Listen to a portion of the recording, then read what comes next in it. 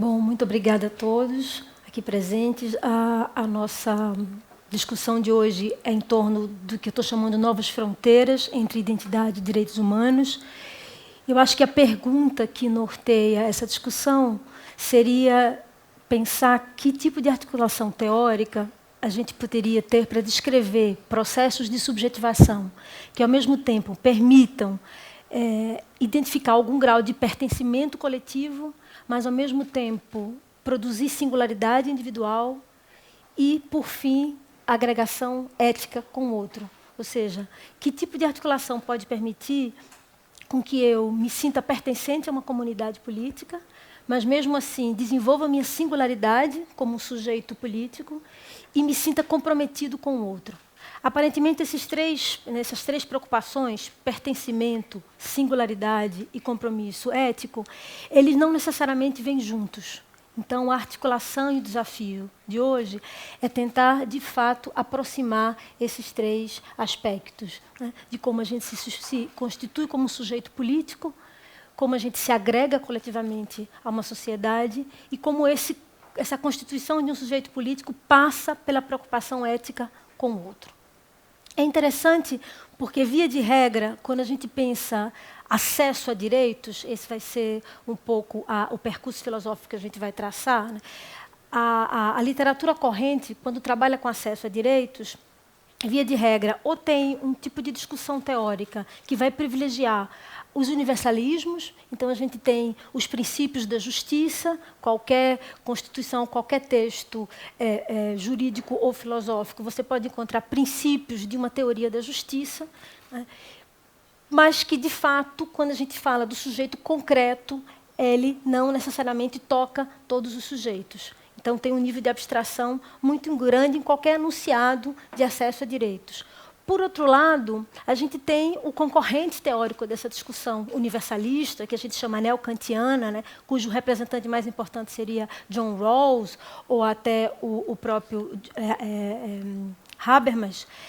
A outra polaridade é, então, pensar não em termos abstratos. Então, vamos pensar o sujeito ético, político ou normativo, o sujeito concreto.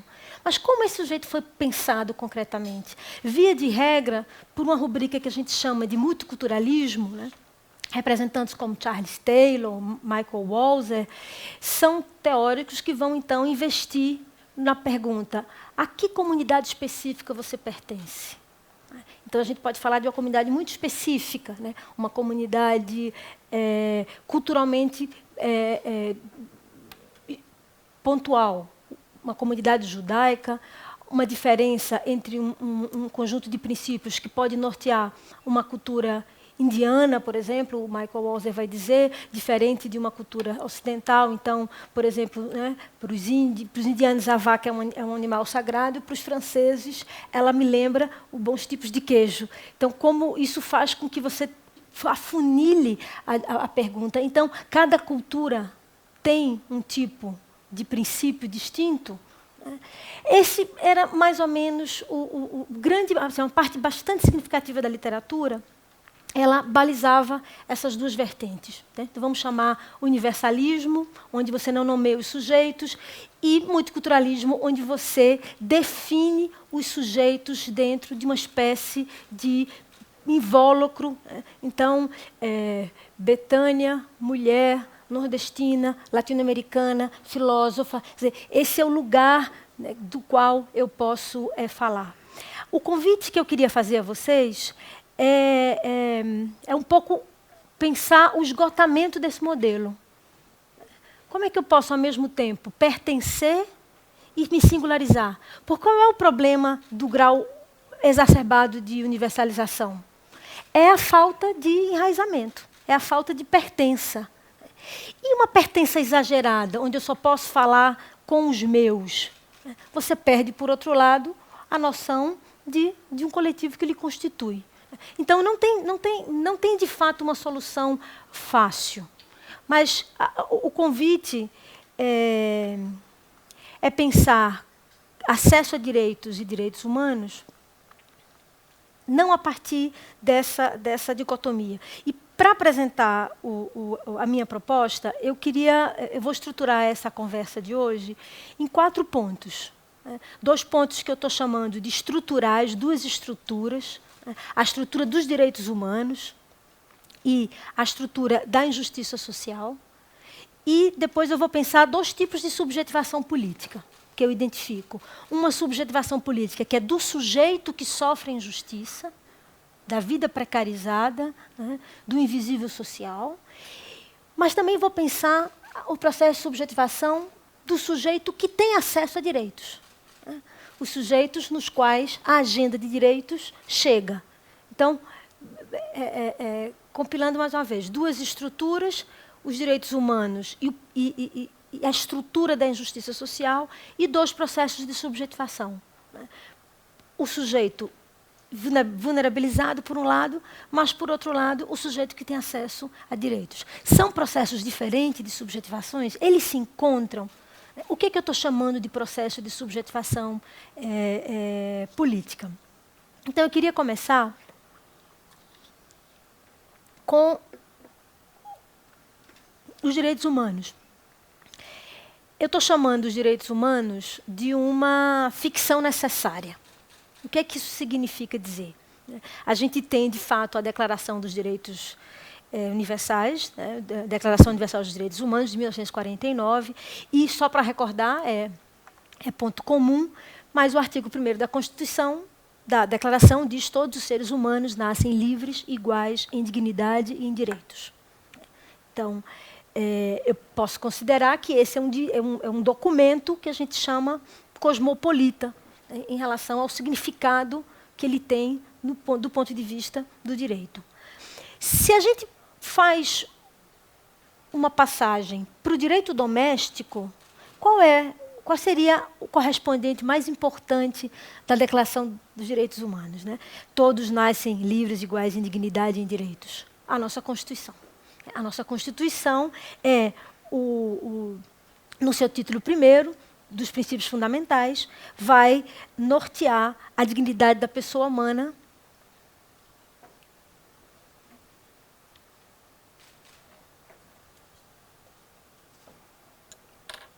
Estou me mexendo muito.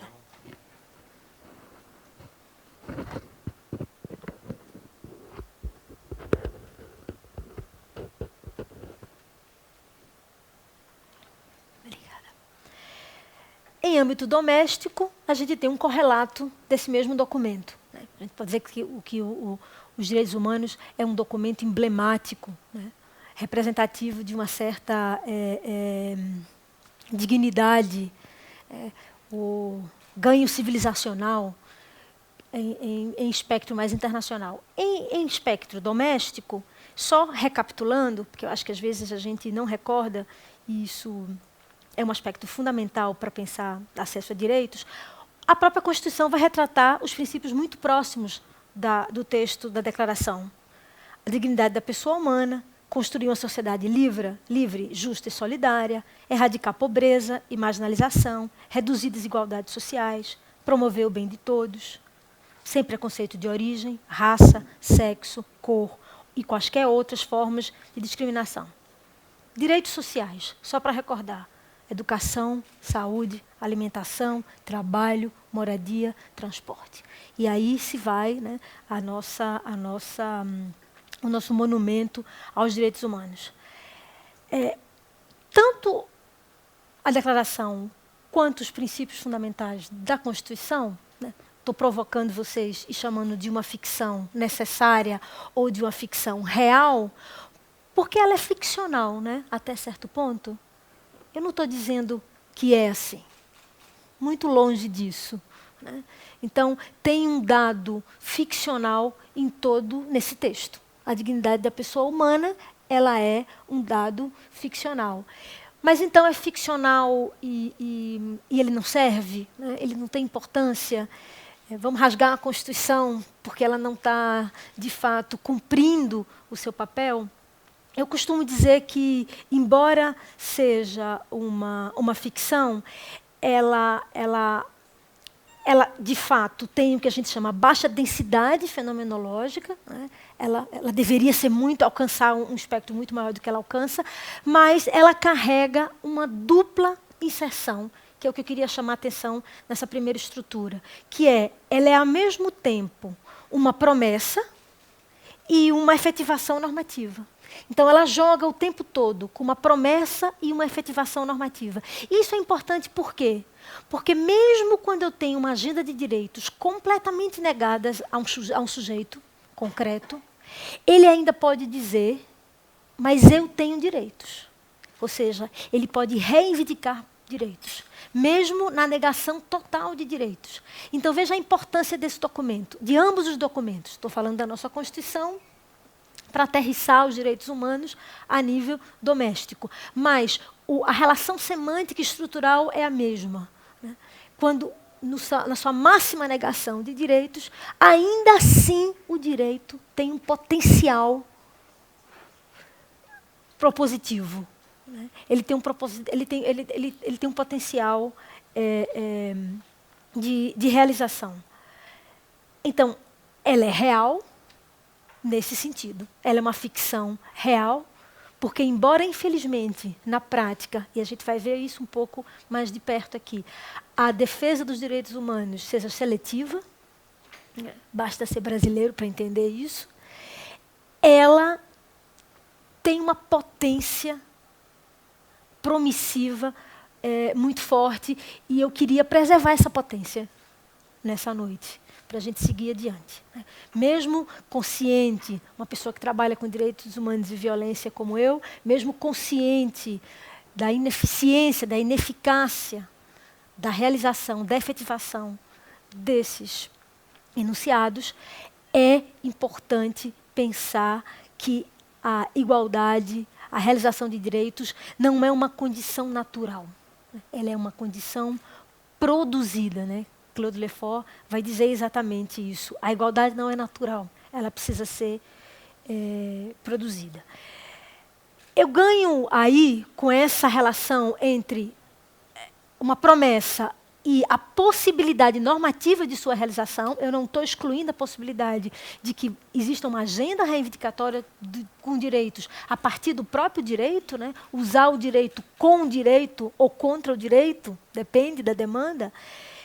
Eu acho que a gente tem essa potência contida na Constituição, ela tem pelo menos duas implicações muito importantes. Primeiro, é essa que eu nomeei para vocês.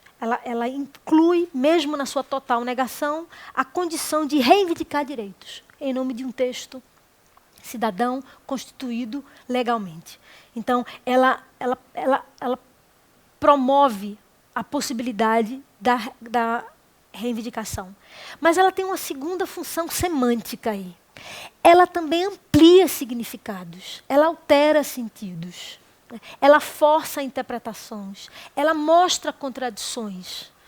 Esse é o aspecto semântico da Constituição, que produz também uma agenda progressiva de direitos.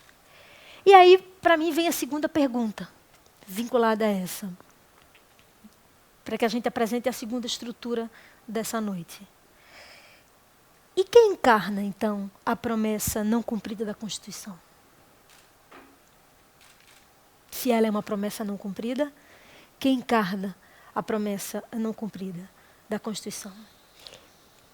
O convite aqui é para pensar a justiça não a partir das teorias da justiça, não a partir de quais seriam os princípios da justiça.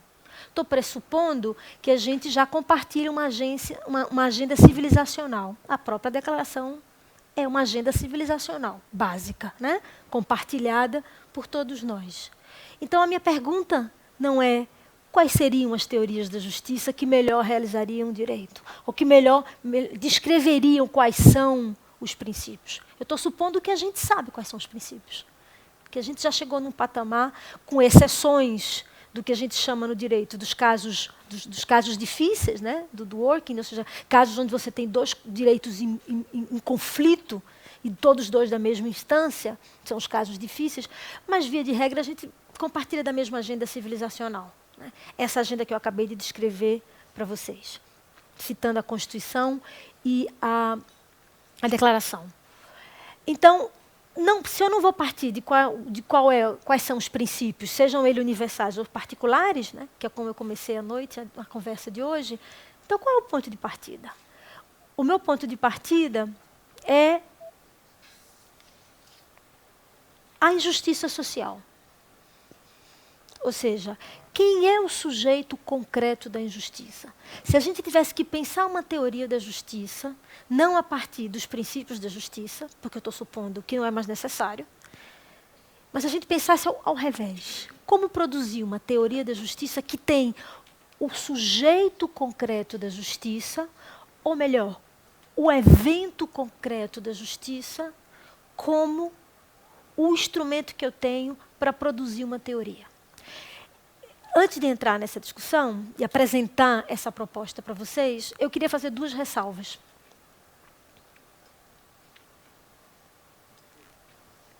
Toda vez que eu parar é porque tem uma pausazinha, tá, gente?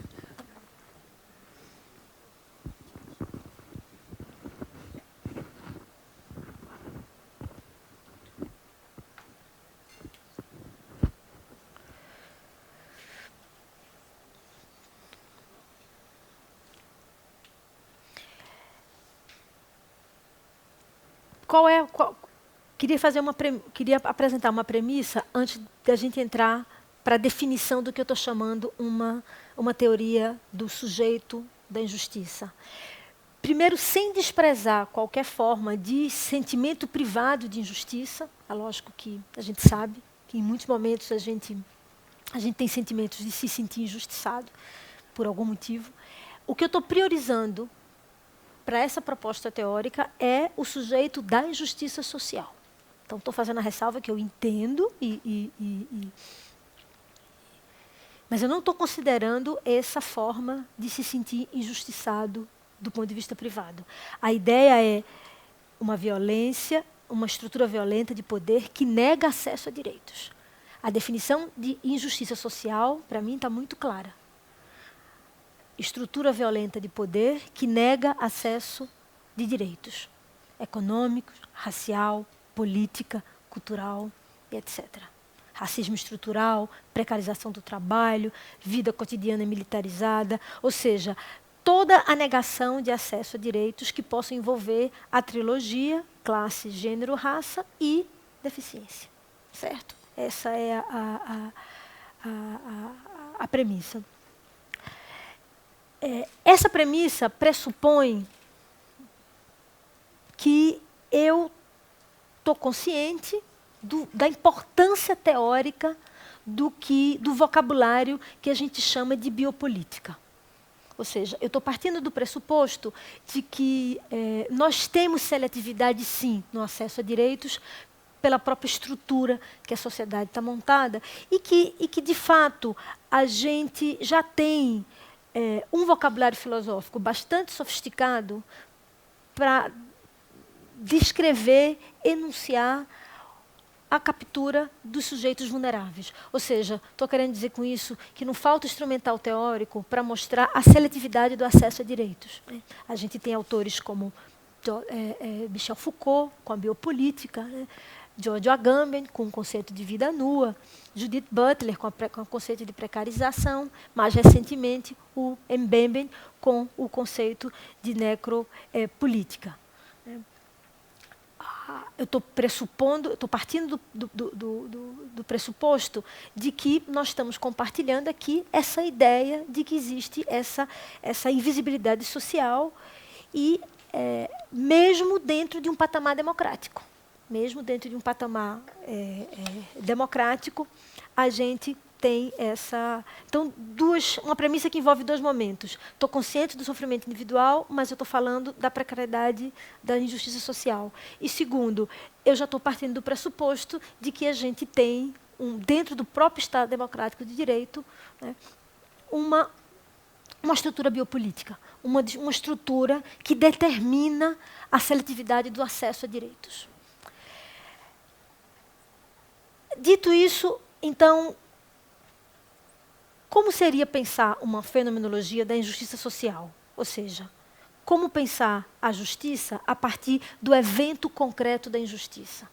O primeiro ponto que eu queria ressaltar, estamos na nossa segunda estrutura, né, é a noção de temporalidade. Não sei se vocês se dão conta, mas quando a gente fala em processo, né, um processo de reparação da justiça, né, ao sujeito que por algum motivo teve essa precariedade denunciada e ela vai entrar na justiça para ter acesso a um determinado direito. A temporalidade do direito, via de regra, ela é progressiva, né? Você tem que esperar para que a justiça, quem sabe, em algum momento se realize. Ou seja, é uma justiça que a gente chama linear, né? O tempo do processo, é uma justiça de uma cronologia filosófica, né? A gente pode chamar até hegeliana, de que o saldo negativo de uma ação que foi injusta, ela vai ser sanada, porque no curso do processo vai vir uma coisa melhor, a decisão final vai ser melhor. Então, essa ideia tão anti-benjaminiana de que o progresso vai trazer um benefício mais importante, o saldo negativo, uma injustiça aqui, outra lá, ela é só residual, porque a gente está falando de uma narrativa que vai se concretizar mais na frente. Então, essa ideia de história como progresso. O direito tem essa mesma linealidade no procedimento, nos seus procedimentos normativos. Não, espera, aguenta a demolição, porque a justiça vai chegar para você um dia. Eu estou reivindicando uma outra temporalidade, que a gente pode nomear de uma temporalidade da urgência. Né? Quem sofre uma injustiça social, sofre aqui e agora.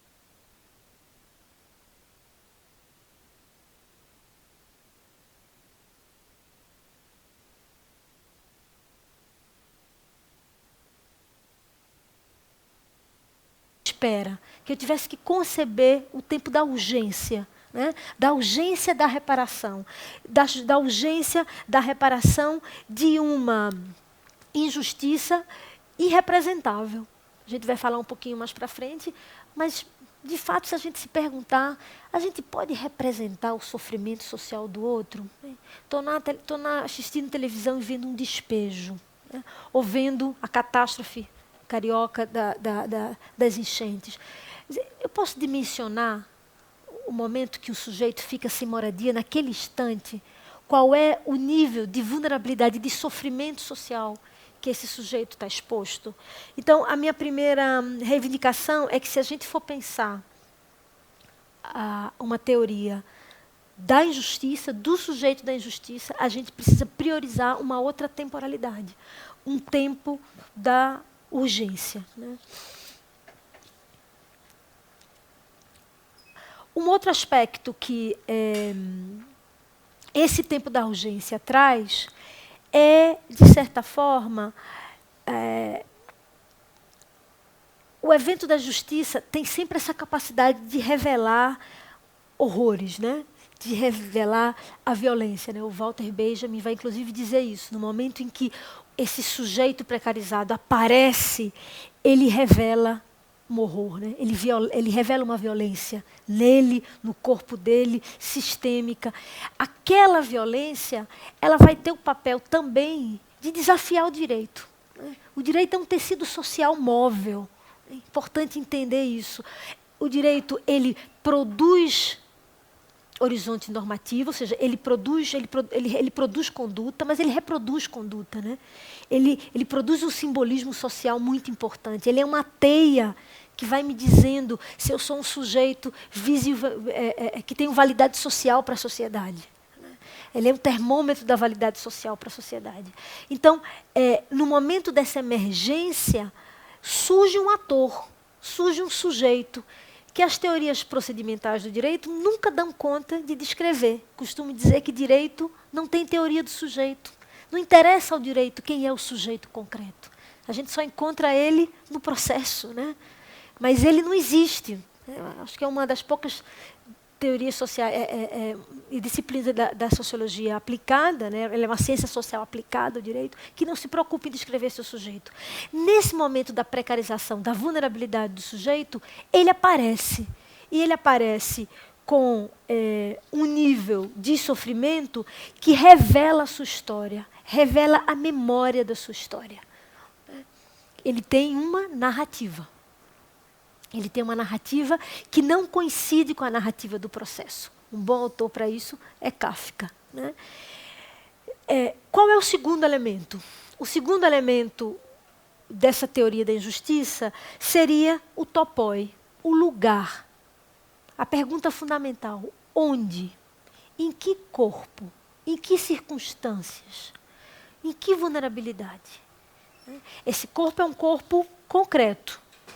Ele é um corpo que, de fato, tem a vida precarizada. Mas eu só vou ter acesso a essa precarização na concretude do fato, naquele evento. O evento concreto de injustiça vai me revelar todas as circunstâncias de precarização. E aí sim, é o que a gente pode chamar do momento biopolítico, onde você entende o contexto no qual aquela precarização foi produzida. Então, não adianta falar em abstrato.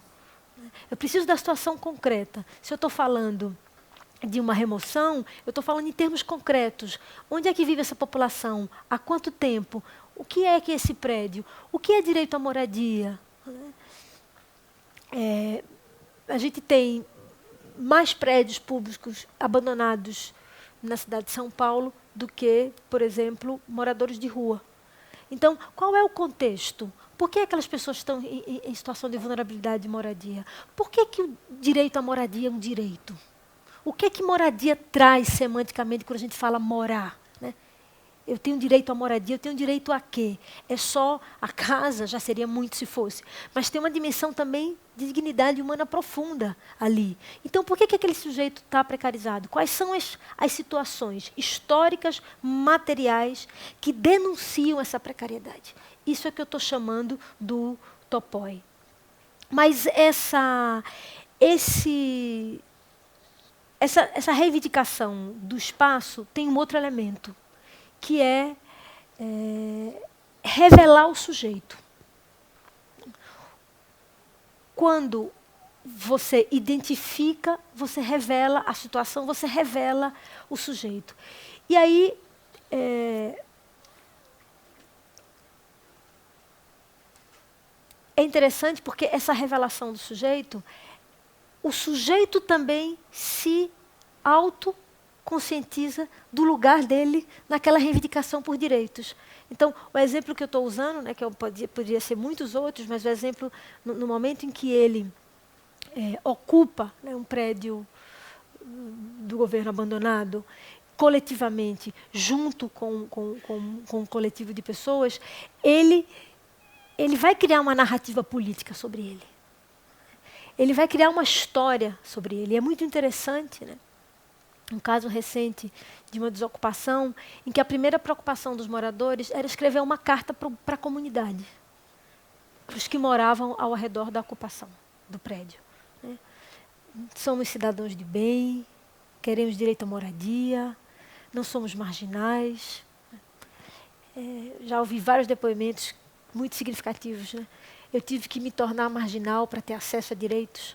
Olha que frase difícil, né? Forte para pensar o direito no Brasil. Mas eu sou um trabalhador. Né? Depois a gente vai problematizar um pouco isso. Mas estou mostrando que ali se revela um ator. Naquele momento se revela um ator. Eu estou chamando a atenção a esse segundo aspecto do topoi, da revelação do agente,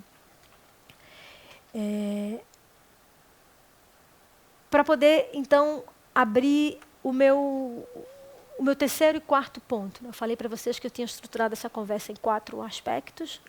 Apresentei 2 mais estruturais e agora os 2 processos de subjetivação.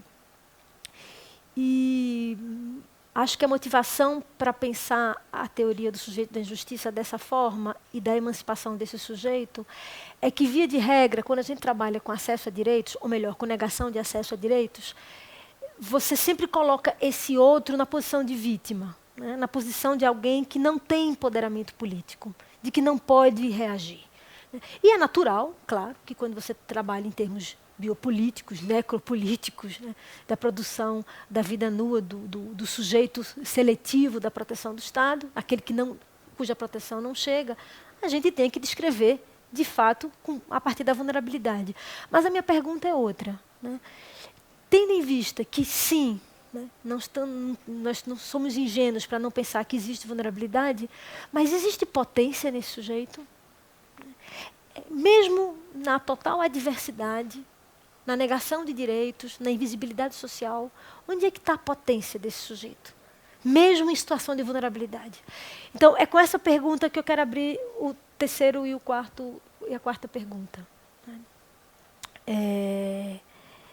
A gente tem, de fato, dois tipos de processos de subjetivação política que eu quero tratar. A pergunta é em relação a esse ator, ao ator político da vulnerabilidade. Ele produz potência política, mesmo em situação de precariedade? A minha teoria é que sim, bastante.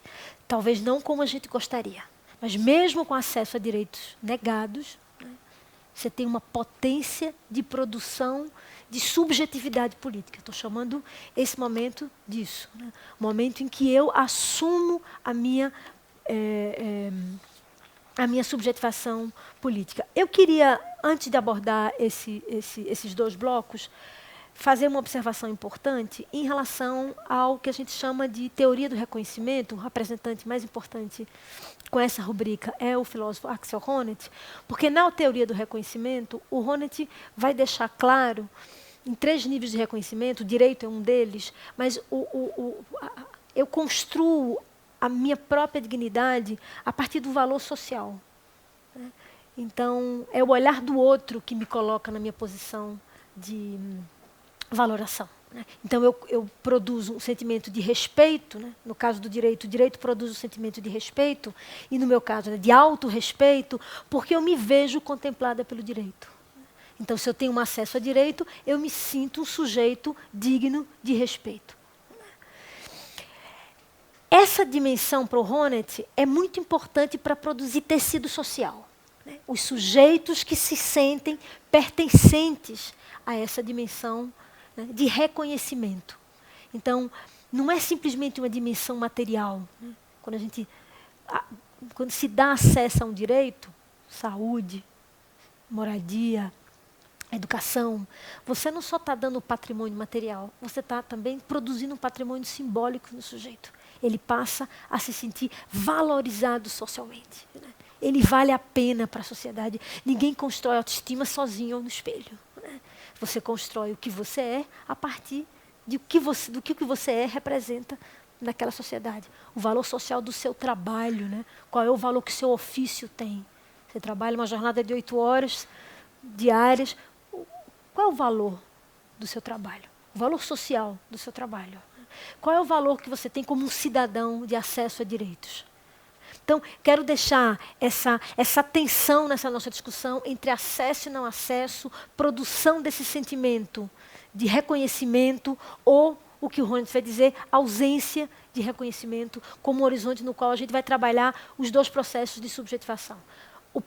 O processo de subjetivação do precarizado, do que tem os direitos negados, e o processo de subjetivação daquele que, de fato, tem os seus direitos atendidos.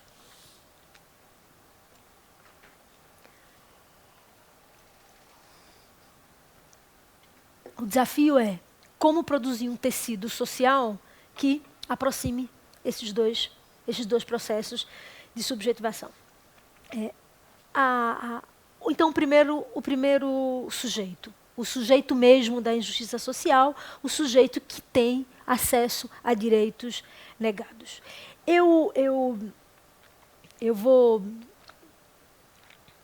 desenvolver com vocês, então, a ideia de que eu estou pressupondo que subjetivação, experiência fática, concreta, da injustiça e ação política vão produzir uma tríade nesse sujeito.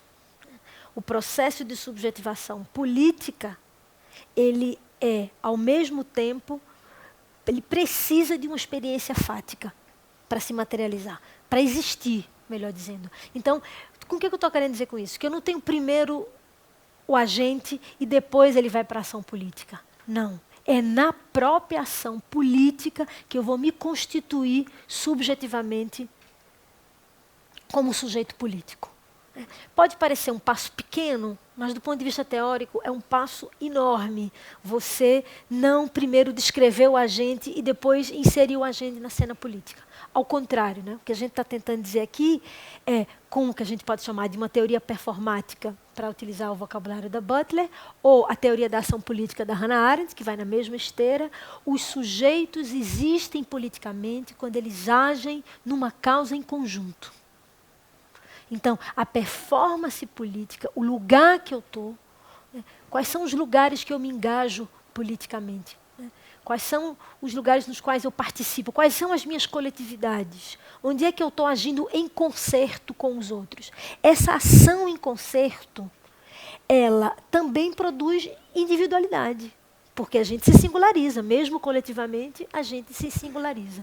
Então, o que eu estou querendo reivindicar é que existe um processo de subjetivação política do precarizado, né, que mesmo naquela situação, mas ali, coletivamente, ele se singulariza, mas produz coletivo. Quais são os exemplos? A gente tem no Brasil atualmente muitos bons exemplos. Né? Exemplos de empoderamento dos atores, mesmo a partir da situação absolutamente precarizada, mas de formação coletiva, de agenciamento, performance, ao mesmo tempo em que eu ajo em conjunto, eu me descubro politicamente. Eu me revelo a mim mesmo como um agente político. Por favor, quando eu estou falando de político, não estou falando no sentido de partido político. Estou falando político no sentido de que nós somos, né, o zoom politicon, nós somos seres, animais políticos, né, voltados para a coisa pública, para uma polis, por um mundo compartilhado, por aquilo que nos interessa enquanto seres que habitam a vida coletiva. É nesse sentido da política e da política de acesso, claro, a direitos. Exemplos importantes, né? Eu gosto de citar um exemplo que é muito recente, que é a produção da poesia do Slam. Eu não sei se vocês conhecem, que é uma poesia produzida por coletivos, ela é produzida no espaço público, então ela tem um agenciamento público, ela é coletiva, ela atrai pessoas com identidades diferentes que se aglutinam ali na produção de uma poesia que vai falar da vida deles, vai falar em público, vai falar para o outro, vai falar de si, vai falar do outro. As periferias das grandes cidades brasileiras estão permeadas desses que a gente pode chamar de experimentos políticos estéticos. Né?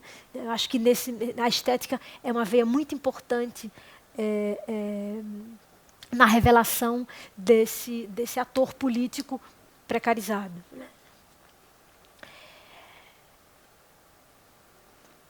Tem algo que chama atenção, e que eu queria chamar atenção, que é a narrativa em primeira pessoa.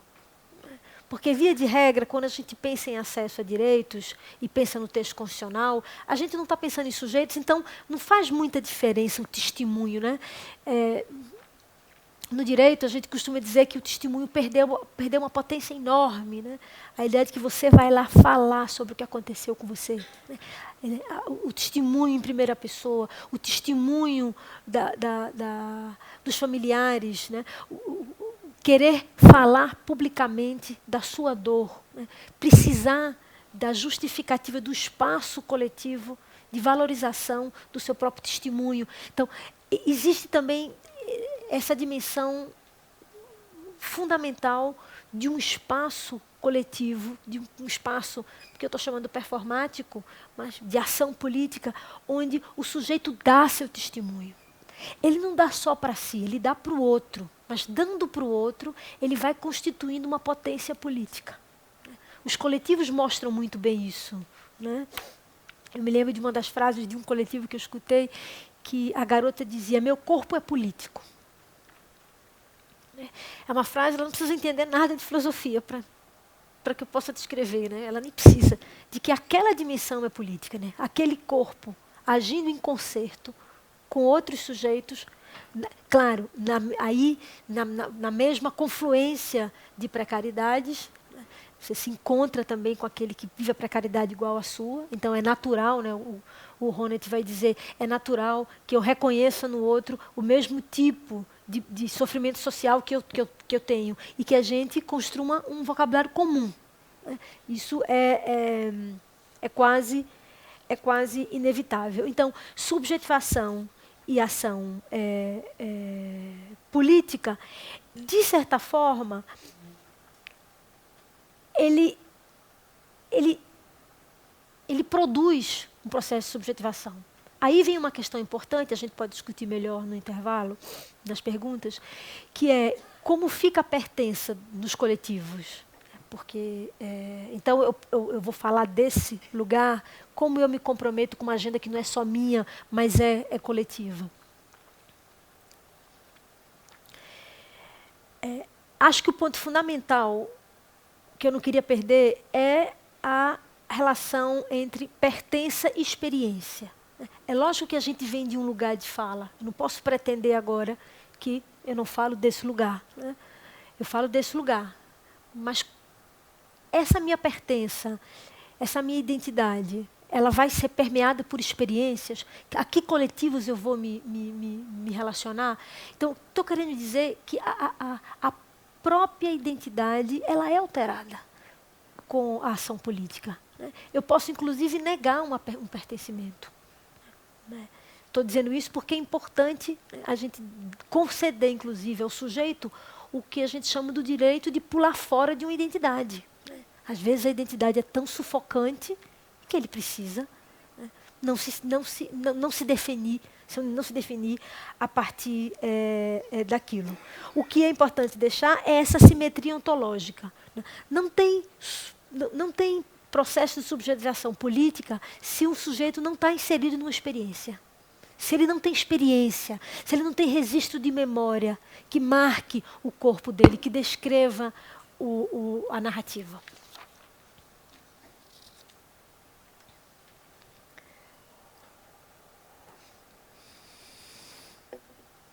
Mas eu acho que é muito importante seguir, então, com a segunda forma de subjetivação. Porque eu podia parar por aqui, dizer, bom, então, é isso, a gente tem os sujeitos precarizados, eles têm a gente tem uma série de teorias hoje que viabilizam isso que eu acabei de descrever para vocês.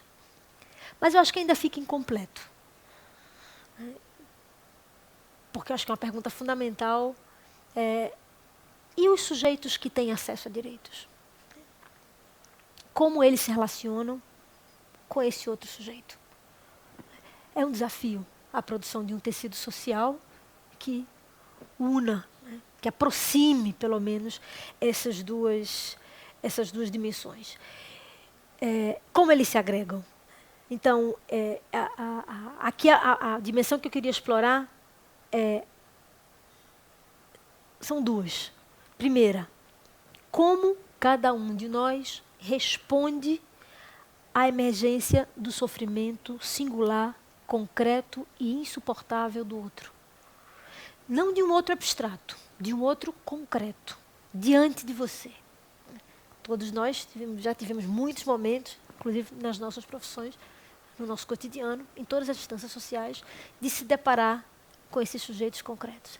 Então, a minha primeira pergunta para os sujeitos que têm acesso a direitos é: como a gente responde?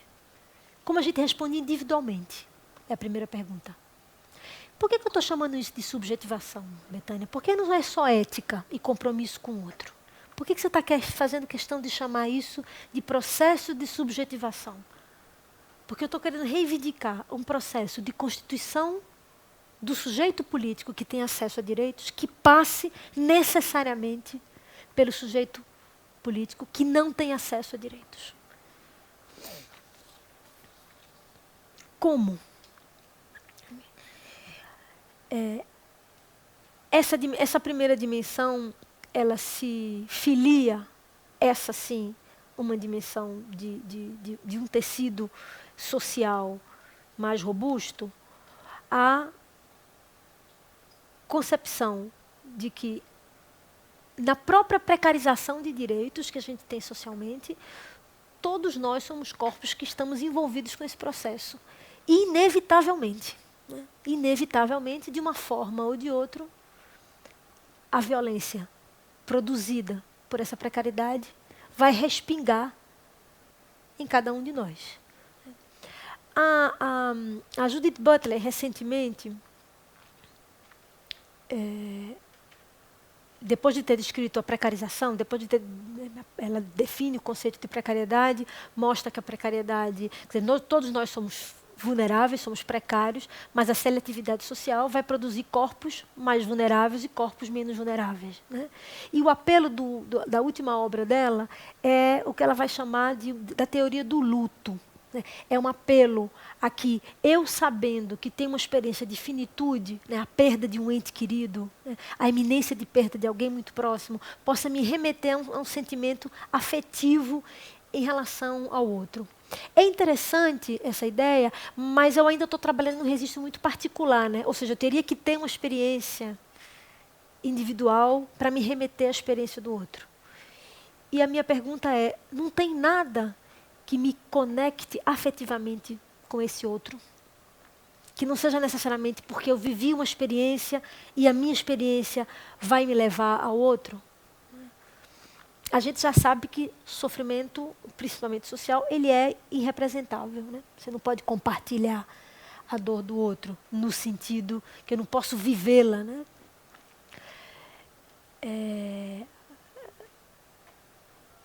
Não posso vivê-la, mas a Hannah Arendt vai propor a ideia de cultivo de sentimentos públicos, vai dizer que o próprio tecido social do espaço público, ele pode ser um espaço treinado, né, gente? Já falei que isso não é natural, isso não está pronto, a gente produz essa agregação, exercícios de agregação. A gente pode produzir um espaço onde a gente aprenda literalmente a cultivar sentimentos públicos. O que seria isso? Algo que necessariamente não vai me trazer nenhum benefício do ponto de vista privado. Eu não vou me beneficiar com esse direito. Porque é muito fácil de dizer, se vincule a uma luta no qual você vai se beneficiar. Essa é uma reivindicação muito comum. Outra reivindicação que eu acho incompleta é dizer, não, você não pode se aproximar de uma causa que não é, que você não passa por aquele sofrimento, porque ele é irrepresentável. Então, o sujeito que não tem a vida precarizada não pode ter uma relação afetiva com a vida precarizada, com o sujeito que tem. Só quem pode falar dessa vida precarizada é o próprio sujeito. Eu não crio nenhuma responsabilidade com esse outro sujeito que está fora. Eu acho insatisfatório. Então, que aproximação a gente poderia... Né? Quando é que se torna urgente? Né? Não é como se fosse eu, porque eu já disse que é irrepresentável, né? A Simone Weil vai dizer que a gente tem um segundo... A gente pode chorar com a experiência do outro, não porque a gente viveu a experiência, mas que a empatia é uma segunda vida. É como se... É lógico que eu não vivi aquela dor.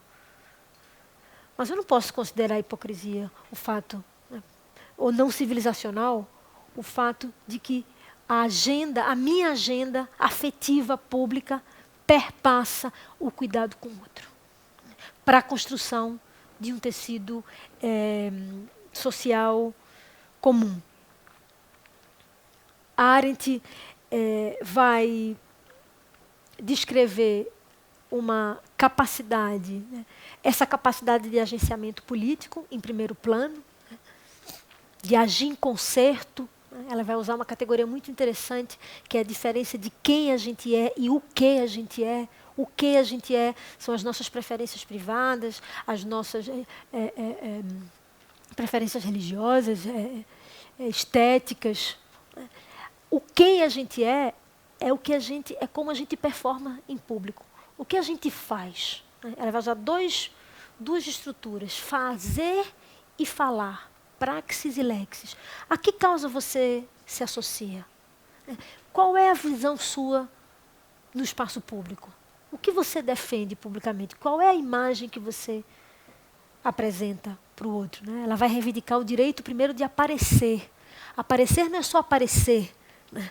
Aparecer no sentido de visibilidade social. O direito de aparecer politicamente, de ganhar uma estrutura visível, mas se responsabilizar pelo que fala e pelo que diz. Essa dimensão do agenciamento coletivo, de quem a gente é, né? Ela vai dizer, a sociedade moderna, quando a gente pergunta quem fulano é, a gente só responde com quem ele é. A gente dá uma resposta patrimonial, a gente dá uma resposta estética, a gente dá uma resposta teológica, a gente não dá uma resposta política, no sentido da praxis política arendtiana, quase político-ética para Arendt, né? Porque esse sujeito de quem a gente é o que a gente é capaz de prometer e perdoar. São para Arendt os dois atributos da nossa vida pública. A capacidade de prometer, a gente nunca pode prometer para si próprio. A promessa é sempre algo que compromete o outro. E perdoar também. Você não pode se auto-perdoar. O perdão é uma categoria para Arendt que nos vincula a esse tecido social. Então, essa dimensão para Arendt ela é muito importante. Eu queria trazer ela e, junto com ela, o desenvolvimento do que ela vai chamar de o cultivo por aquilo que me interessa apenas enquanto membro de uma coletividade.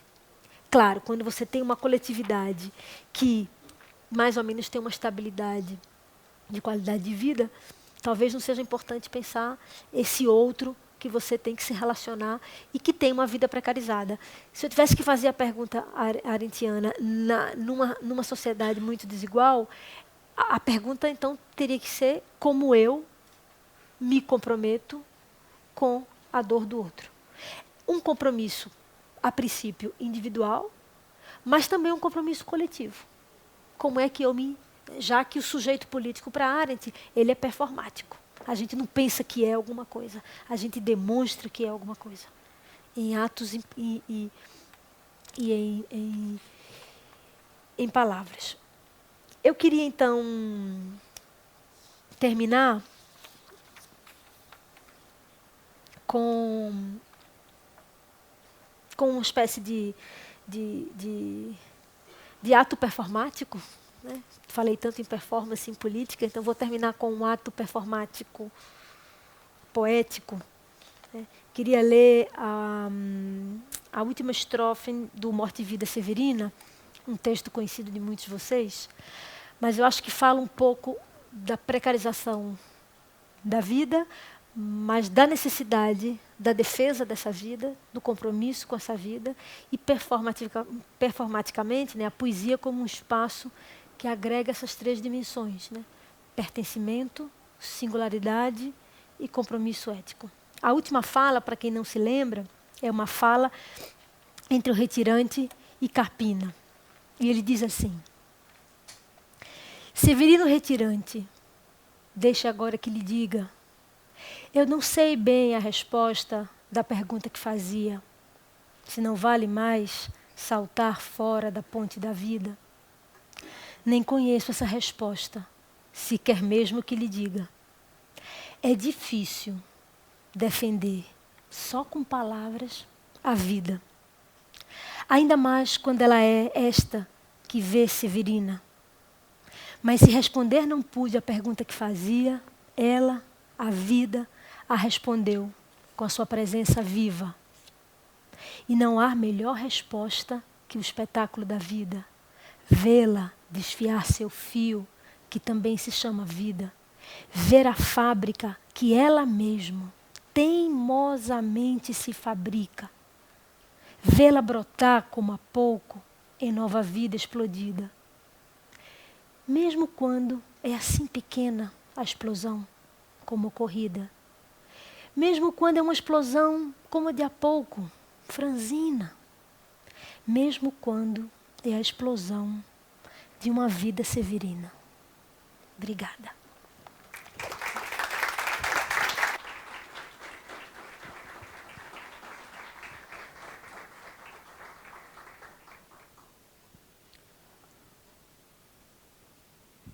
Betânia, obrigado pela apresentação. A gente vai abrir para as perguntas agora. Quem tiver pergunta aqui no público, tem os papeizinhos nas mesas, só anotar, chamar alguém da produção que a gente lê a pergunta aqui.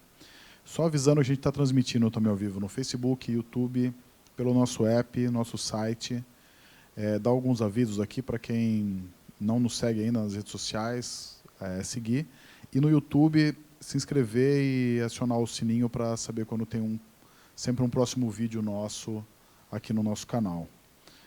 A pergunta que vai abrir a rodada de hoje é a pergunta do curador. O Benilton mandou a pergunta, e o Benilton diz assim: a relação ética para com o outro é testada em situações extremas, em que o próprio pertencimento do eu e do outro ao universo humano comum é contestado.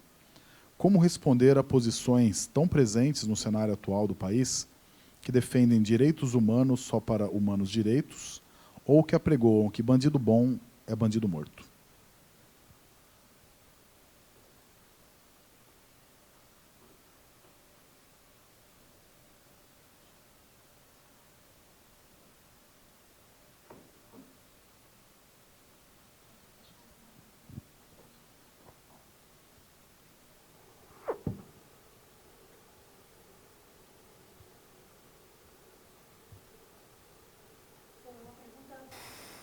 Bem pertinente.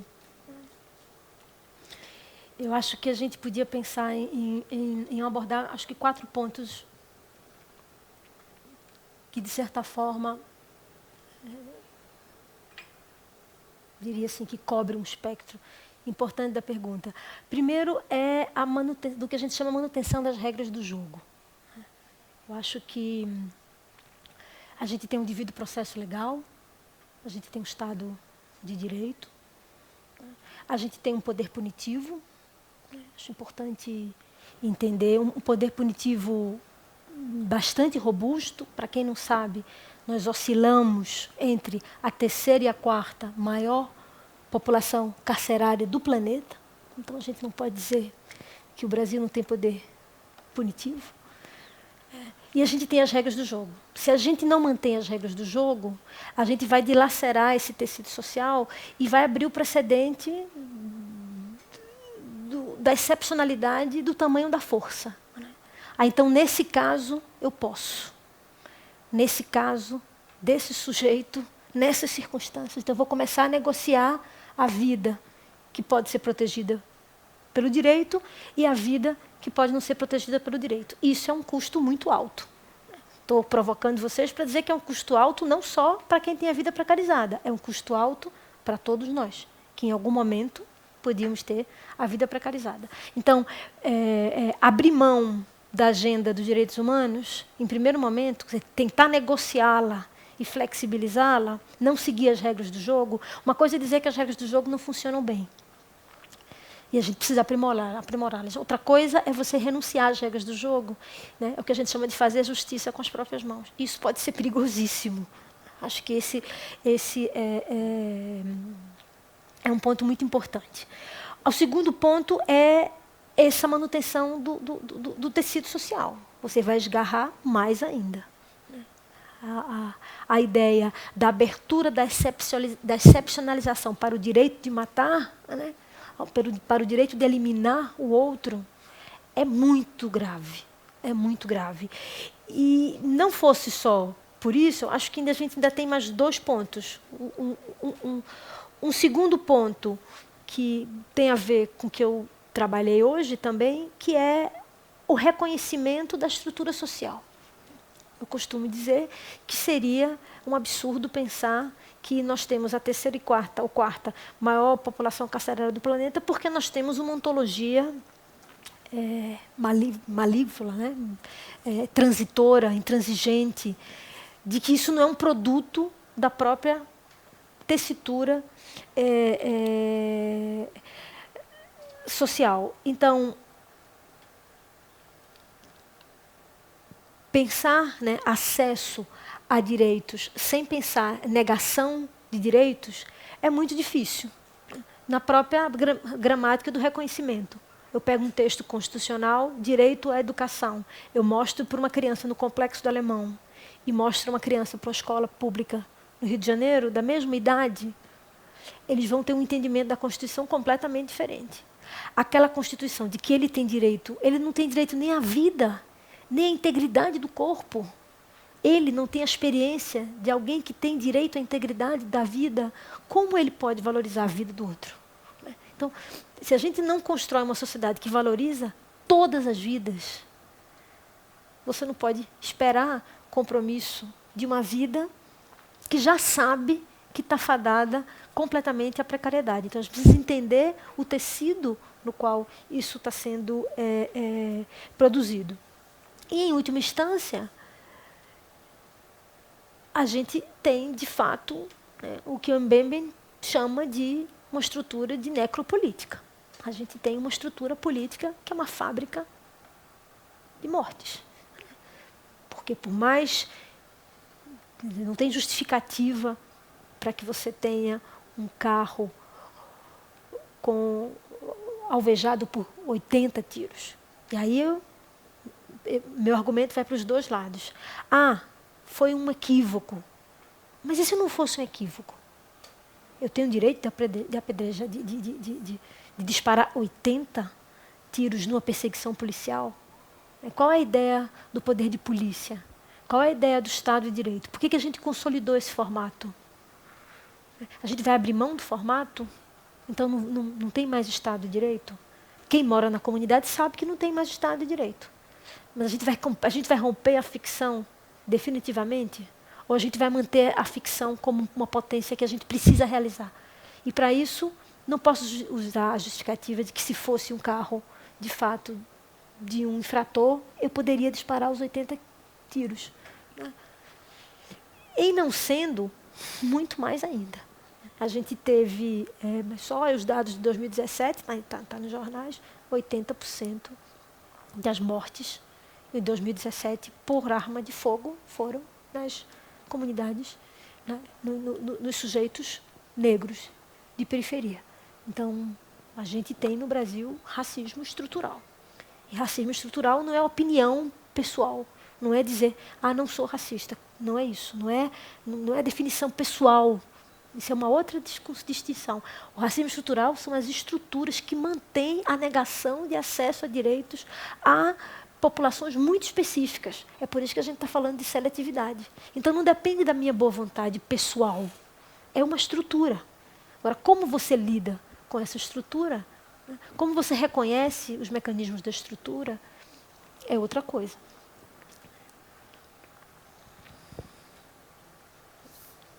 Oi, boa noite. Recentemente, a Unicamp adotou como parte da literatura para o vestibular, acho que desse ano, de 2019, o livro que também é publicado recentemente, do Racionais MCs, que é o Sobrevivendo no Inferno, que tem um teor de testemunho muito, muito grande, né? Principalmente quando a gente fala da letra que fala do massacre do Carandiru, por exemplo, que é um exemplo de necropolítica que já completa, tem mais de 20 anos, esse evento, né?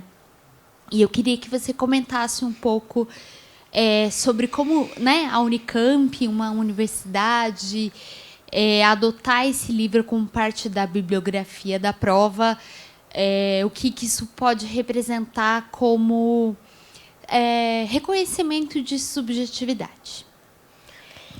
É um exemplo clássico, né? O MC Irracionais, eu acho que o Mano Brown tem uma das letras em que ele diz, se você der o melhor de si, ele não faz parte da letra, ele vai cantar ainda, ele fala, se você der o melhor de si, disseram que se eu der o melhor de mim, eu chego lá. E ele brinca, ele diz, quem lhe contou? Né? Quem disse? Quem lhe contou que isso vai acontecer? Então, assim, a estética, a produção da estética da resistência, a música, eu acho que é o exemplo mais prazeroso de se dar, né? A estética como o espaço de produção de resistência política. E aí deixa de ser mera expressão estética, né? Acho que o MC ele reproduz de forma muito, muito precisa essa dimensão de uma produção estética que é de resistência. Ela é uma resistência que fala de saída fala de processo de subjetivação, fala de amor, fala de não reprodução de um modelo de felicidade capitalista, consumista, né, de não reproduzir um modelo. Então tem um potencial, né, tem uma letra com potencial de autoconstituição, de busca de outro referencial, de capacidade de agregação, né, convidando os jovens a produzir uma subjetivação com base no amor. Né. E essa eu acho que é uma parte importante. O reconhecimento por uma instituição pública é muito feliz, né? Porque, de alguma forma, significa que está havendo comunicação entre essa produção periférica, uma produção que, de certa forma, ela não é uma produção intelectual, acadêmica, né? Da hegemonia da universidade, mas que abre um espaço, né? Abre uma porta de comunicação para a entrada de várias outras formas de intelectualidade e de produção de conhecimento que são produzidos fora da universidade. É interessante porque o Brasil criou, né, acho que é um dos poucos países que tem o programa de extensão. A gente se fixa pouco na ideia de extensão, né? Mas o objetivo da extensão era justamente fazer a pergunta da comunicação entre a sociedade e a universidade. O que a universidade está entregando para a sociedade? Em que ela está se comunicando com a sociedade? Quais são as demandas sociais que estão surgindo e como ela está incorporando? E aí a gente tem que dizer, né, que processo de legitimação é muito importante. Né? Gostaria de chegar aqui e dizer, não, gente, esquece a agenda de reconhecimento, você não precisa do reconhecimento do Estado constituído, em todas as suas instâncias, social, política, religiosa, para poder aparecer. Não, a gente precisa de reconhecimento. E reconhecimento é uma instância no qual a universidade, como um poder público, é importante. Então, é importante, sim, ter uma agenda que aparentemente é cultural e marginal, ou, no máximo, artística, ser considerada uma agenda que pode falar sobre os próprios sujeitos. Pode produzir identidade entre aquela música e os sujeitos. E aí, voltando para o texto, tanto do próprio sujeito precarizado, porque na hora em que eu vejo que aquela valorização também diz respeito a mim, porque fala de mim, se refere a mim, de um lado, o outro lado também. Eu, como sujeito, que desenvolvo a afetividade, que desenvolvo a sensibilidade, que me constituo também a partir desse outro precário, eu também vou me fortalecer. Então é interessante que trazer uma subjetividade, né, subalterna para um grau de patamar de reconhecimento não muda só a entrada de um novo ator. Ele muda a própria forma como os atores estão se relacionando. Os que já estão na regra do jogo. Você muda o seu olhar, a gente altera o olhar, a gente inclui outros vocabulários, a gente muda a própria forma de falar. Né? E isso vai produzindo um tecido social coeso. Né? A pergunta que eu acho que é importante no contexto atual é o que é que nos agrega como sociedade? Em posições tão distintas. Uma sociedade com posições tão anacrônicas. O que produz esse tecido? E eu acho que esse é um exemplo importante, acho que muito significativo. Boa noite, professora. Muito obrigado, né, pela clareza e profundidade da exposição. A minha pergunta vai de encontro à filosofia de Hannah Arendt. Como nós poderíamos pensar, né, que a filosofia dela, né, em específico com relação ao conceito, né, de banalidade do mal, pode nos ajudar a compreender melhor, né, esse cenário de discriminação, né, seja de gênero, de etnia, raça, de classes, né, no cenário atual? E possíveis limitações, né? A banalidade do mal, né, foi um conceito que, na verdade, não surgiu como conceito no primeiro momento, né, surgiu, como a Arendt vai dizer, era uma constatação. Né, ela vai ao julgamento de Eichmann, em Israel, e quando encontra aquele sujeito, ela diz, mas ele não poderia ser menos inofensivo e bobo. Numa das cartas para o marido, ela diz assim, para não dizer que poderia ser um palhaço. Quer dizer, a experiência de ter chegado ao julgamento de um dos representantes, né, o Eichmann era responsável pelos transportes aos campos de extermínio.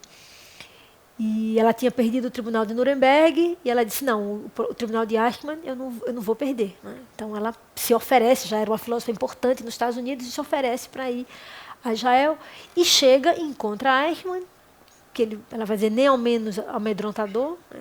o homem na caixa de vidro, e vai dizer que isso pode sugerir um conceito. Né? Vem primeiro como uma experiência, enquanto que tanto a promotoria, principalmente a promotoria, tentava desconstruir a figura de Eichmann como um bobão, porque na hora que ele foi explicar os transportes dos trens, ele puxou um quadro e ele, com um marcador, mostrava que ele nunca perdeu um horário, que ele sempre foi muito preciso e que ele cumpriu as regras do jogo. Ele cumpriu o que foi mandado. E que se ele tivesse, né, ele disse que se ele tivesse que ter matado o pai, ele mataria. E que ele nunca teve nenhum inimigo judeu. Quando Arendt começa a ver essa tentativa, inclusive da promotoria, de desmascarar, ou seja, em algum momento essa máscara de patético, de bobo, cheio, meio com cacuete, uma figura tanto quanto caricata, ela diz, quanto mais todo o tribunal esperava que essa máscara fosse cair, menos ficava evidente de que não era uma máscara. De que a burocracia era capaz de produzir esse tipo de sujeito. Um sujeito que não pensava por si próprio, que não era antissemita, que seria a condição de possibilidade da explicação, da pertença a esse. Vejam que é uma pertença vazia, não é uma pertença que luta por um conteúdo específico, a adesão do homem comum, né? A adesão do homem comum. Não estou falando dos ideólogos do nacionalsocialismo alemão, mas a adesão do homem comum era uma adesão burocratizada, um modelo de burocracia que permitia com que você tivesse um ator bobo e atos monstruosos.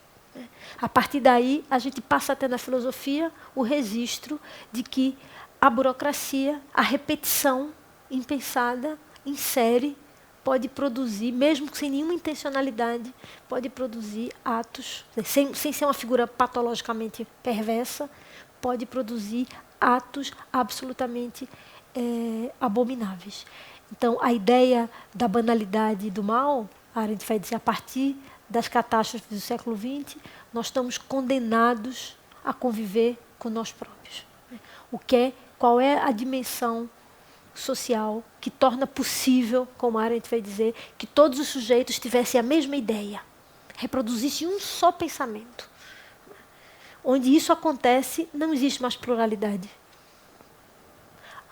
Ela vai dizer, se formou um grande cinturão onde todos reproduziam a mesma ideia. Então você não tem pluralidade, você não tem mais ponto de vista. Então ela faz o sujeito do século XXI, em situações extremas, é obrigado a pensar sem corrimão. Sem corrimão. Porque no nacionalsocialismo, matar era permitido. Então, a gente não tem nem um nome jurídico para nomear o que aconteceu com a Constituição de Weimar. Porque ela não foi subsumida, reprimida, subestabelecida. Ela simplesmente perdeu a validade. E aí se instalou uma burocracia fortíssima, uma máquina midiática muito poderosa, com uma produção do inimigo comum, mas o conceito de inimigo esvaziado, que dependendo, o inimigo comum eram vários, não eram só os judeus, eram os ciganos, os homossexuais. Você tinha uma série de inimigos que compunham aquele quadro, mas o mais estarrecedor da relação com a banalidade do mal é que, a partir de então, a gente tem, de fato, uma reprodução por alguém banal que movimenta a máquina burocrática. movimenta a máquina burocrática. Ele é um dente de engrenagem na máquina burocrática. E para que essa máquina funcionasse, você teria que ter vários Eichmanns, né, com essa mesma caracterização de um esvaziamento da própria indignação. Porque quando a sociedade perde a capacidade de se indignar com o que é perverso, o que é horrível, o que é abominável, você não tem mais pluralidade política. Então, a gente vai fazer esse diagnóstico. Né? A banalidade do mal tem como consequência o diagnóstico da perda da capacidade de um espaço público de argumentação, que não seja de destruição do outro. Todos que pensavam diferente eram eliminados. E você criou uma máquina gigantesca, burocrática, mas de um pensamento único, reproduzido em várias instâncias. É um pouco o argumento que, às vezes, é muito deflacionado, mas às vezes que a gente usa até no cotidiano. Não, mas não sou eu, é a instituição. No direito a gente faz muito isso. Não, mas não sou eu sou um dente de engrenagem. Né? Em 1949, 48, assim que acabou, a Arendt escreveu um texto que chamava-se culpa coletiva. E ela dizia, dente de engrenagem, mas cada um é responsável na medida da sua participação. Onde você é um dente de engrenagem, onde todos são culpados, ninguém, em última instância, é. Então, é muito importante determinar a participação exata de cada um no regime. Né? Qual é a posição que você ocupava? Quais são as decisões que você era responsável? Qual é o lugar que você ocupa nessa? E acho que a gente tem que trazer um pouco essa reflexão para o presente. Né? Acho que é uma reflexão importante para pensar onde é que estaria a banalidade do mal. Onde é que estão os Eichmanns? Os nossos Eichmanns. Uma pergunta que chegou pela internet, da Tereza, ela diz assim, como desenvolver a empatia em uma era em que as relações são mediadas por informações rápidas, fragmentadas, resumidas em tweets, memes ou imagens? Você vê alguma relação entre a perda do interesse pela literatura e a perda do exercício de se interessar pela história, ainda que na ficção?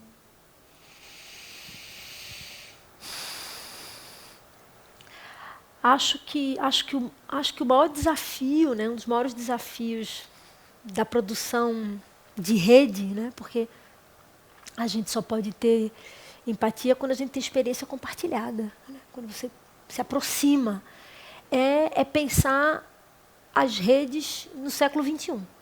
Né, as redes imateriais do século XXI. Né, a potência das redes imateriais. E aí eu acho que não adianta estabelecer critérios para impedir que o avanço, né, virtual, dessa virtualidade aconteça. A questão é como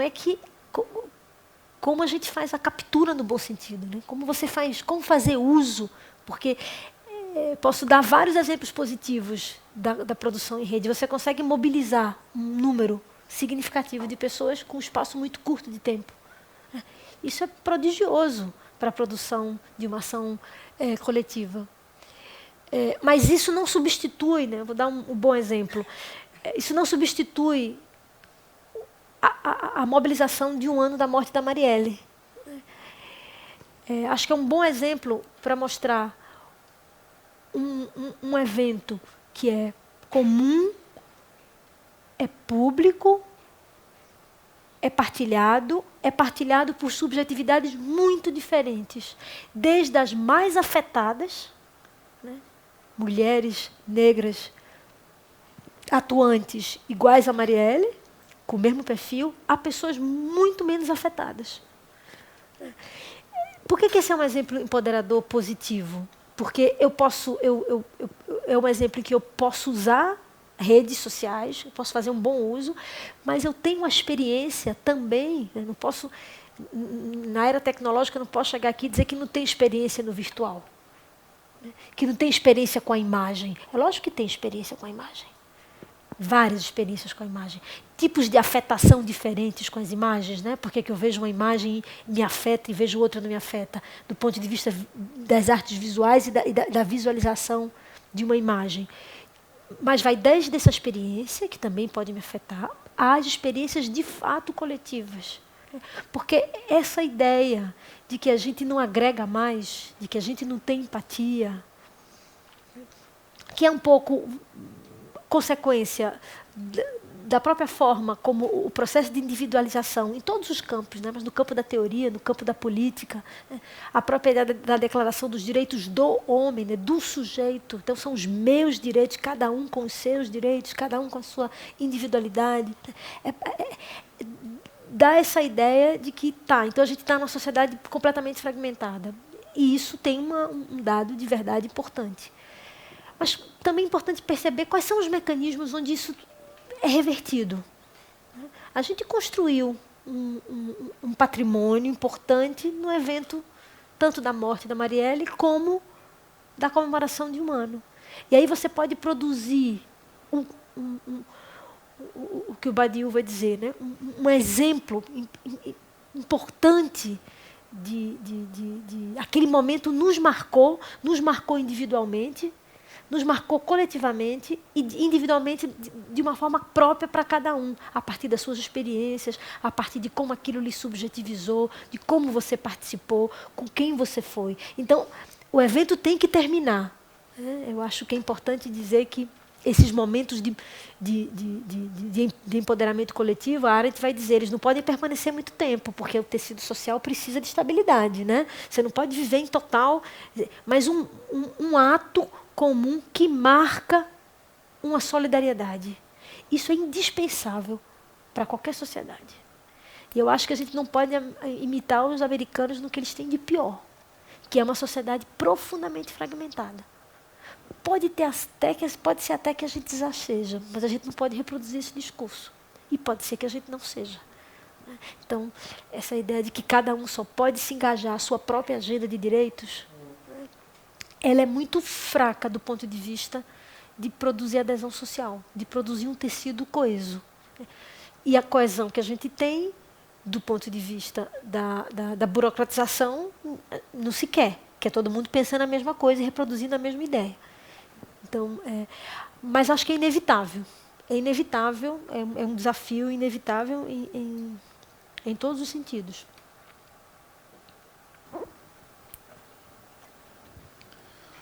Uma pergunta do Vladimir. Como responder ou dialogar com quem confunde a defesa de direitos humanos com a defesa do direito de criminosos?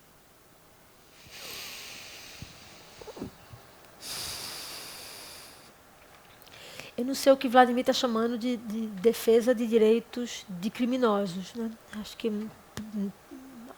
quando as coisas estão muito confusas, a normatividade ela é importante, né? É um apelo importante.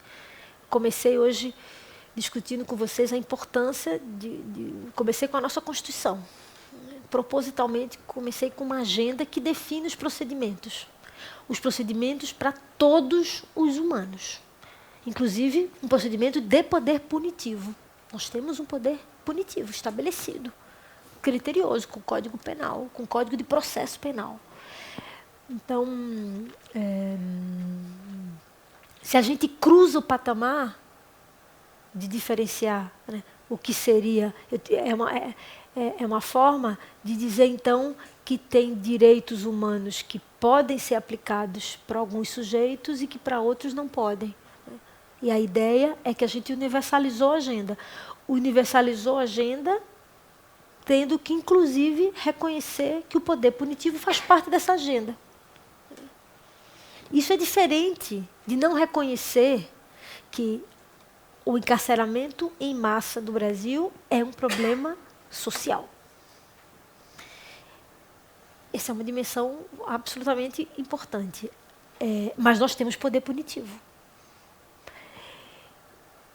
E eu não posso negar, né, o direito ao devido processo legal, a um julgamento justo, a uma defesa que use os instrumentos normativos, né, com as suas punições. Eu não sei quem aqui já visitou um presídio no Brasil, ou uma casa de detenção. É uma experiência do inferno. É uma experiência do inferno.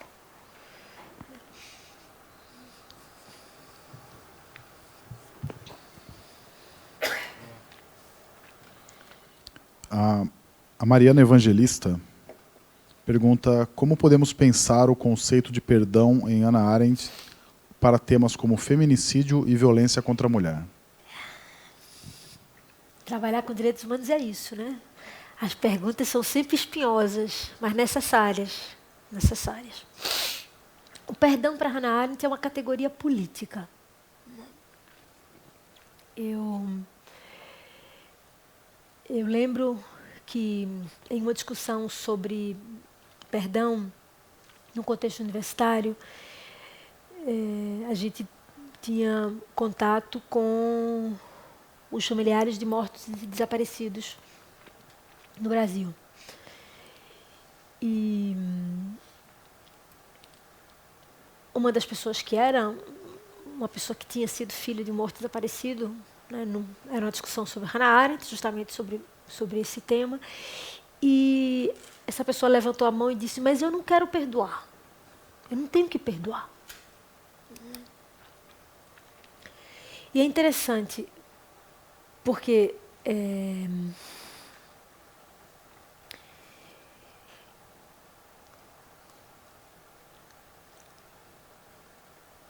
o poder punitivo, ele funciona justamente porque a gente vive numa sociedade na qual o estabelecimento do direito penal determinou que para uma violação você tem uma punição, você tem uma sanção. Aliás, o direito moderno ele é estruturado para muitos autores porque o elemento mais importante dele é a coerção punitiva. Para outros não, mas esse é o elemento mais importante. Quando você pergunta por que cumpre a regra, porque tenho medo de ser punido. Claro, tem outras explicações, mas essa é a explicação mais pontual. Então, a gente tem um dispositivo que penaliza. A penalização ela é muito pobre em relação... Ela não pode reparar o sofrimento. Por isso que o direito quando trabalha com reparação, vai trabalhar com reparação muito precária. Você vai fazer uma reparação pecuniária para alguém que perdeu um ente. Você vai falar para uma mãe que tem os filhos mortos nos confrontos, como é que você vai reparar? Como você repara um crime hediondo? Né? Você não repara. Não tem agenda de reparação suficiente. Algum nível de reparação tem que ser feita. Uma reparação simbólica, uma reparação, inclusive, pecuniária, né, financeira, e que ela é financeira para dar uma dimensão de que existe uma espécie de perdão. Quando Hannah Arendt escreveu Eichmann em Jerusalém, vou voltar à pergunta, mas preciso fazer a reconstrução histórica para um pouco robustecer a resposta. Ela foi um livro muito polêmico, o Eichmann em Jerusalém, e a primeira crítica que ela sofreu é que ela estava contra o julgamento, contra a sentença. E foi muito duro quando ela disse: eu não estou contra a sentença. Eu acho que tem falhas no procedimento, porque tinham várias falhas processuais em todo o processo. Ficou uma espetacularização de um tribunal, né? Capacidade de um tribunal de produzir memória coletiva, se aquele é o espaço adequado de produção de memória coletiva, que para muitos autores não deveria ser, né? Mas com toda essa discussão que a gente tem hoje, né? A partir daí, essa ideia da reparação da vítima de uma infração, ela passou a assumir um lugar de protagonismo. É o que a gente chama a justiça de transição trouxe esse protagonismo da vítima como o grande protagonista da justiça. Porque não era. Depois dos processos de reparação, dos atos de terrorismo, da produção de trauma, é que a vítima assumiu um protagonismo muito importante. E daí a pergunta do perdão. O perdão para a Arendt não é uma categoria legal. Ela é uma categoria reconciliatória. Em que sentido? Se você publicamente, em nome da coisa pública, comete algo Porque a ação política para Arendt, ela é imprevisível. Ela é imprevisível. E é nesse contexto que o perdão é pensado. Ela é imprevisível. Então, eu ajo politicamente, mas eu posso... a minha ação pode produzir efeitos indesejáveis. Então, eu tenho que ter a capacidade pública de pedir perdão para fazer novamente. Né? Um sujeito que ocupa uma posição pública tem obrigação ética de pedir perdão. Ela não é uma categoria do direito penal, ela não é uma categoria da reparação. Ela é uma categoria da reconciliação do sujeito, do ator político com... Né? Vamos pensar que a Arendt é uma republicana. Então, é uma experiência da república. O sujeito, enquanto figura pública, né? O quem você é como você se apresenta publicamente, né? Seja em que instância você for, você tem a obrigação política de pedir perdão. Então, ela não é pensada no sentido de perdoar o imperdoável, que é o feminicídio. Né? Claro, vocês podem questionar, é civilizatório ou não ter um limite, e esse limite seja penal? Acho que é uma pergunta importante, porque talvez seja. Diante da é irreparável, tem que ter um limite, mas nunca aquilo vai atingir a reparação no nível privado. Por isso que a reparação é um conceito tão fraco do ponto de vista jurídico, porque ele não consegue chegar, ele não consegue atravessar a dor desse sujeito, né? Jamais. Então, acho que ele não tem que sentir empatia. Um exemplo importante, acho que em relação a isso, é nas comissões de verdade e justiça. Né? Quando a África do Sul teve que se reconciliar, teve que se reconstituir como nação, né?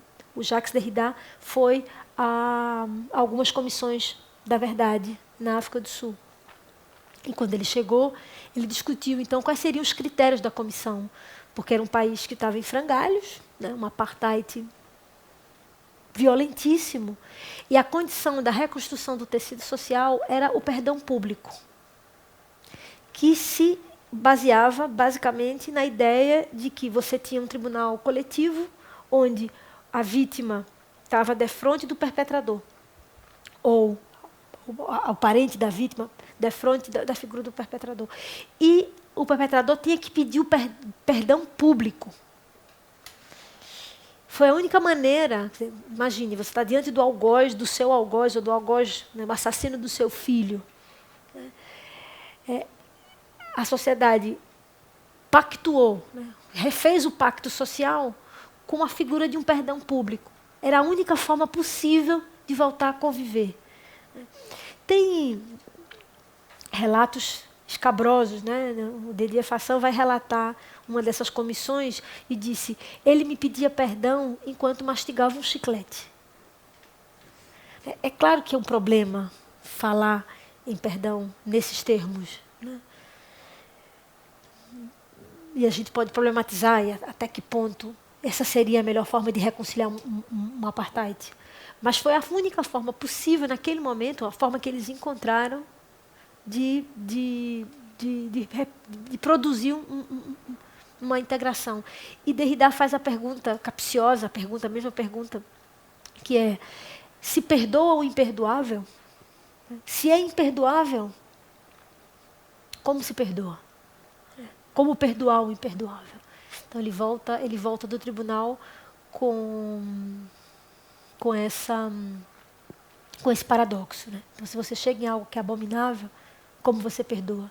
Mas, ao mesmo tempo, ele reconhece que foi a única forma possível da conciliação nacional.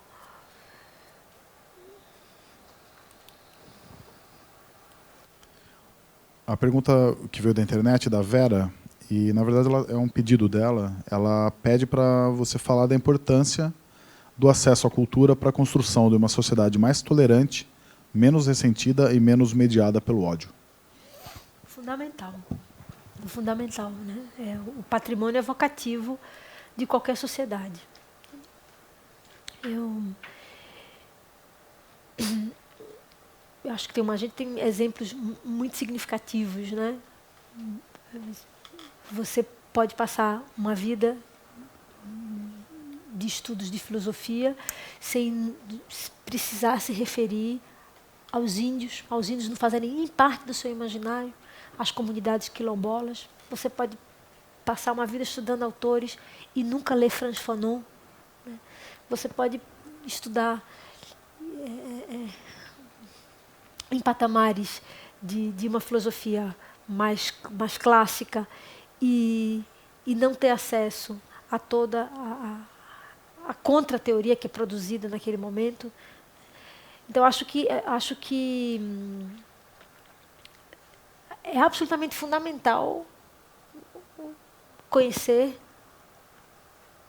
A cultura envolve desde você conhecer a história, né, toda a formação histórica do Brasil. Eu dou aula na faculdade de Direito e eu me pergunto sempre, são 5 anos de disciplinas normativas. Cadê a história do pensamento social brasileiro? Como é que um jurista sai da universidade sem ter nenhuma sensibilidade para a formação social do Brasil? Sem conhecer a formação social, sem conhecer o tecido escravocrata, sem entender as raízes nas quais o Estado brasileiro foi formado. Quer dizer, você não pode ter uma sociedade emancipada se ela não tem ferramentas para isso. E eu acho muito ineficiente a resposta de que simplesmente você tem uma massa de não esclarecidos. Mas como é que essa massa é formada?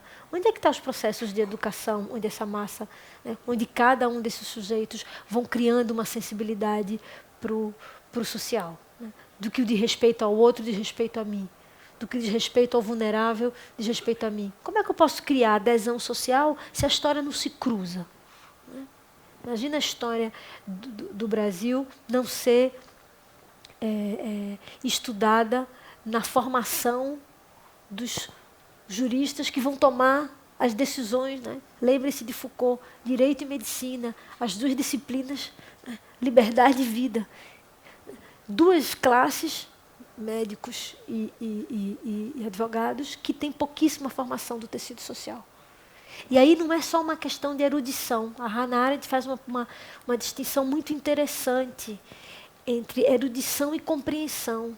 Erudição é uma certa capacidade de um gosto sofisticado, até por música, por uma certa literatura, mas se aquela erudição não tem uma expressividade na forma como você descreve os fenômenos, na forma como você agencia as instituições nas quais você está afiliado, se aquela erudição não oferece ferramentas nas quais você vai passar a descrever o mundo de outra forma, são 2 coisas muito diferentes, né? Ela dá exemplos de sujeitos muito eruditos, com uma capacidade de compreensão muito pequena. Então, não significa necessariamente erudição, né? Um aprendizado engajado com as realidades sociais. Então, se eu aprendo um filósofo norte-americano o que está pensando numa realidade, de uma certa forma, por exemplo, de pensar o direito, que é o direito common law, eu preciso pensar como as contradições e a formação histórica daquele país, eu preciso pensar como é que seria pensar essa teoria num contexto brasileiro, né? Exemplo clássico, as decisões do Supremo Tribunal, do Tribunal, né, americano, a grande tradução da justiça da common law significa, né, como o Dworkin vai dizer, que você tem uma cadeia interpretativa, ele chama chain of law. Uma interpretação de um magistrado, ele está encadeada, no sentido de um cadeado, a outra, e a outra, e a outra. Ou seja, eu tenho uma tradição que eu vou sustentar. Eu não sou a lei, eu sou uma tradição que eu vou responder a uma tradição, né, que vem com expectativas democráticas. Então, eu sou agente dessa tradição. A gente não tem common law, né? Então, a gente tem um sistema romano-germânico, um sistema que a gente chama continental. As leis são produzidas no legislativo, são aplicadas no judiciário. Então, não posso, de repente, sem nenhum estofo, né? Porque os mecanismos de controle da produção de lei, ex nihilo, estão no legislativo, mas não estão no judiciário. Então, eu não posso fazer do judiciário um lugar de produção ex nihilo de lei, porque eu não tenho mecanismos de legitimidade, de controle de legitimidade, que eu teria no legislativo. Ah, mas não funcionam tão bem, mas eles estão lá. No nosso sistema, eles estão aqui, eles não estão no judiciário. Então, isso mostra que a própria formação, né, do tecido social brasileiro, ele não permeia a formação de um bom operador do direito. E o mais trágico, não é uma questão maniqueísta de pessoas boas e pessoas ruins. Essa é uma avaliação muito equivocada. Né? Não é uma relação maniqueísta. Ou seja, você não tem uma massa de operadoras do direito insensíveis porque eles têm uma ontologia insensível. É uma formação. É uma formação. É uma formação. É lógico que você pode ter uma camada que defenda determinados privilégios. Mas eu estou falando assim do caldo cultural no qual os operadores do direito são formados. E eles são formados para se dessensibilizar da agenda concreta. Você está numa audiência, né, e chega um infrator de chinela e bermuda, um morador de rua. Você começa a falar dos direitos dele com uma linguagem empolada. Ele não consegue nem entender o que você está dizendo.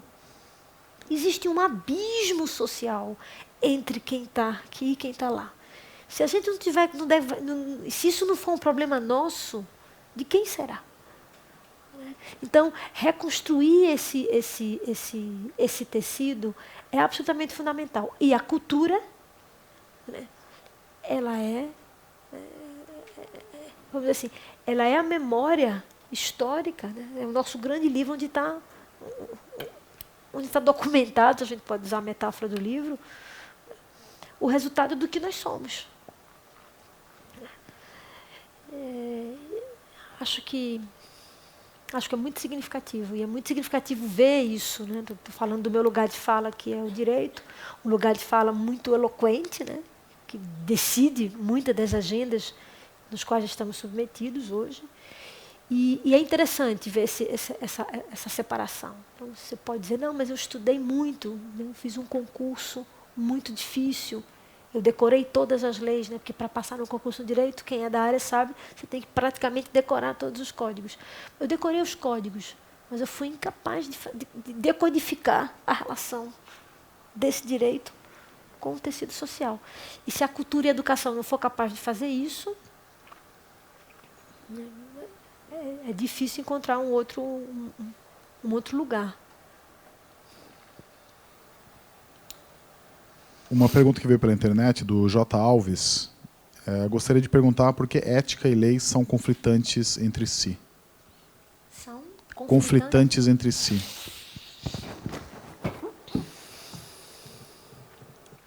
Em tese, eles não são conflitantes.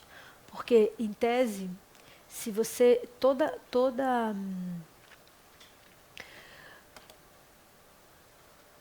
estrutura normativa... O exemplo mais profícuo é a Constituição. Né? Toda estrutura normativa ela tem um preâmbulo. O que é o preâmbulo de uma Constituição? São princípios.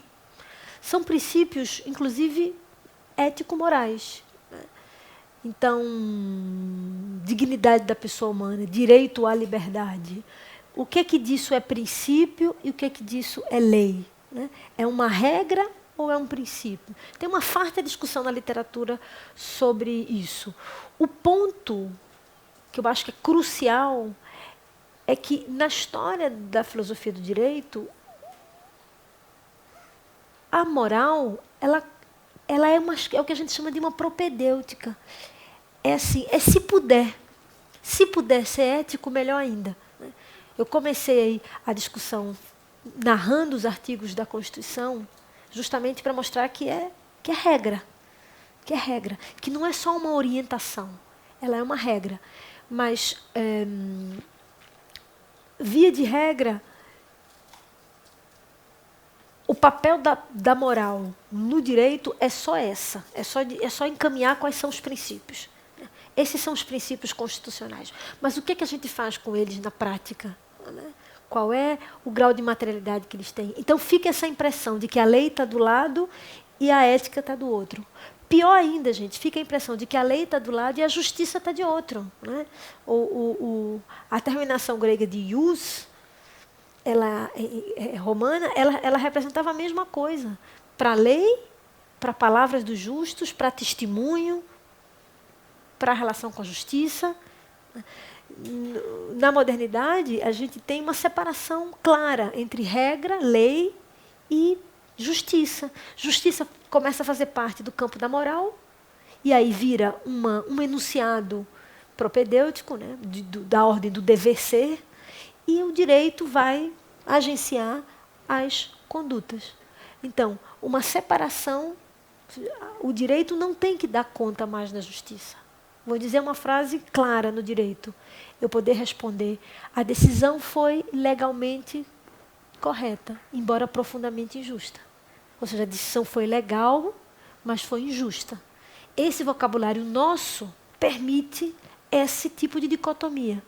Por isso que é importante resgatar não só o princípio da justiça. O direito está cheio de princípios da justiça. Mas qual é a relevância do sujeito concreto da injustiça? Qual é a relação que o direito tem? Como o direito chega a esse ator? Como o direito chega a esse sujeito? Essa é a pergunta que a gente precisa fazer. Mas, do ponto de vista teórico, é explicável como essa separação, como ficou tão fácil justificar uma decisão legal, mas injusta. Né? Com isso, eu estou querendo dizer que a gente tem que produzir uma decisão ilegal, mas justa? Não. Não estou querendo dizer isso. Mas eu preciso saber quando uma decisão que está sendo tomada, ela é injusta. Até porque, como eu já falei, para que a gente possa mudar a forma, aplicar diferente, né? A teoria da aplicação do Herbert Hart, que é um autor que foi leitor do Wittgenstein, foi um leitor dos jogos de linguagem, direito à linguagem, direito à construção de um tecido, né? Vai dizer isso, que a interpretação muda. Eu posso confrontar com uma interpretação sem romper. Eu posso modificar uma norma no seu devido ambiente de mudança normativa. Mas a gente pode reinterpretar. Né? O juiz é um intérprete da lei. Então, o que não pode acontecer é a separação total entre essas duas dimensões. Como se eu só sou responsável pelo devido processo legal. Não, você é responsável por produzir justiça. Porque a justiça a relação entre justiça e direito, né, é inseparável. Né? Força de Lei de Derrida, para quem gosta do autor, ele tem um texto, esse se chama Força de Lei, justamente para mostrar, ele vai dizer, o problema do direito, a justiça não é desconstruir a justiça, não é tentar, a justiça mais ou menos a gente ocupou um patamar civilizacional de que a gente compartilha. A questão são as instituições, como é que elas realizam ou não a justiça. Então, se alguma coisa precisa ser desconstruída no sentido de interpelado, modificado, é o direito. Mas recompor essa relação. Né? Não pensar que a gente pode operacionalizar o direito sem que o objetivo mais importante seja a justiça.